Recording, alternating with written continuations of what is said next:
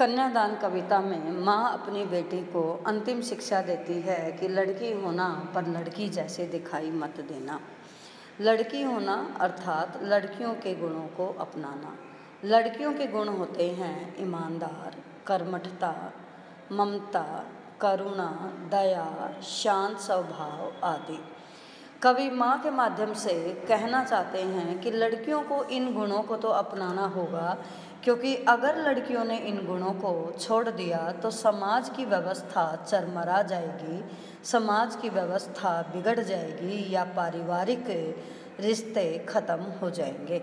इसलिए माँ अपनी बेटी को कह रही है कि लड़की तो होना अर्थात लड़कियों के गुणों को तो अपनाना, लेकिन लड़की जैसी दिखाई मत देना। अर्थात लड़कियों के जो गुण हैं उनको अपनी कमजोरी मत बनने देना।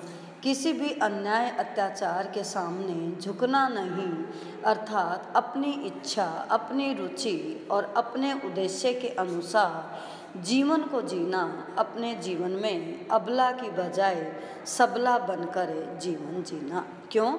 क्योंकि अगर लड़की ईमानदारी, ममता और करुणा को अपनी कमजोरी बना लेती है, अर्थात इन गुणों को कमज़ोर महसूस करती है या कमजोरी बना लेती है, तो पुरुष वर्ग या ससुराल वाले उस पर अन्याय अत्याचार करते हैं और उसे अपने जीवन को जीने में असुविधा होती है या वह अपने अनुसार अपने उद्देश्य को प्राप्ति नहीं कर सकती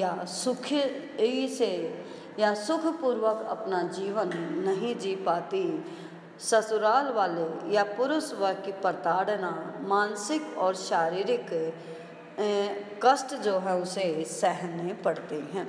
तो माँ नहीं चाहती कि उसकी बेटी दूसरों का अन्याय अत्याचार सहे या ससुराल वालों के अन्याय अत्याचार को सहे। वह चाहती है कि वह आज्ञाकारी तो रहे, लेकिन उस आज्ञाकारी में दूसरे के अन्याय के सामने झिझके नहीं, बल्कि उनका विरोध करे और अन्याय के खिलाफ आवाज़ उठाए, अपने अनुसार जीवन जिए।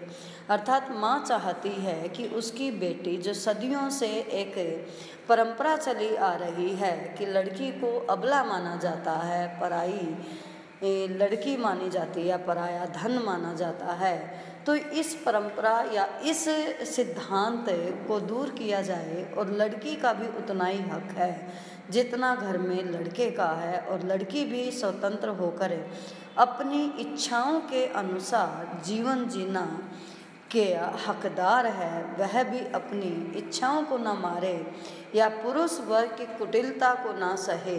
अर्थात ससुराल में जो लड़कियों को मानसिक और शारीरिक प्रताड़नाएं मिलती थी, आज कवि चाहते हैं माँ के माध्यम से बेटी को शिक्षा देकर कि लड़की इन प्रताड़नाओं को सहन ना करे, बल्कि अन्याय अत्याचार के विरुद्ध आवाज़ उठाए और वह साहसी और निडर बनकर अपना जीवन जिए। अर्थात वह शाब्दिक भ्रमों में भी ना आए और अपने गुणों को कमजोरी ना बनने दे, क्योंकि गुण अगर कमज़ोर पड़ जाते हैं या वह अपनी कमजोरी बना लेती है तो लोग उसका शोषण करते हैं या ससुराल वालों की प्रताड़ना उसे सहनी पड़ती है। तो इसलिए माँ अपनी बेटी को सचेत कर रही है।